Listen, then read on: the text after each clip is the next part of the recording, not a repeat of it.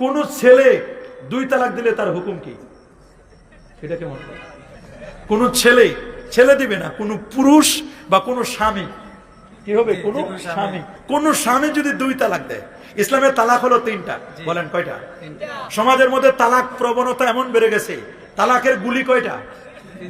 বলেন না, 3টা গুলি মিলে একটা, মানে একটা মজমু আলাই তালাক।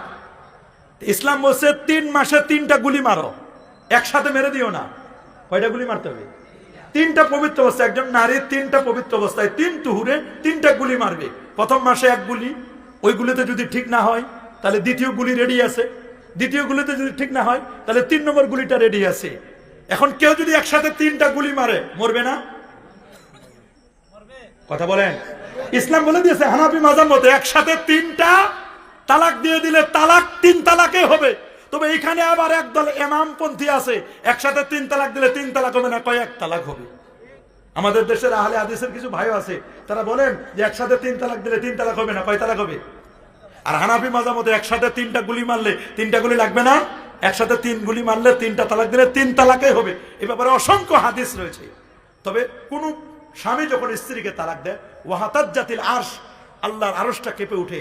ঠুনকো কথায় কেউ তালাকের মতো সিদ্ধান্ত নেবেন না। 2 তালাক দিলে তাকে রিটার্ন করার সুযোগ আছে। রিটার্ন করবে কেমনে? ওই মাসের মধ্যে তাকে বলবে আসো, এই আসো যে বলবে, আসো একসাথে খাই, আসো আজকে বাইরে যাই, আসো আমরা আবার নতুন করে সংসার করি, আসো আমরা একসাথে আবার আর এরকম ঝগড়া ফাসাদ করবো না। এই যে বলবে আসো, এটাই রাজাআত, মানে ফিরে আনা, রিটার্ন আনা। তো 2 তালাক দিলে রাজাআত করার সুযোগ আছে। কিন্তু যদি না নেন তাহলে ওই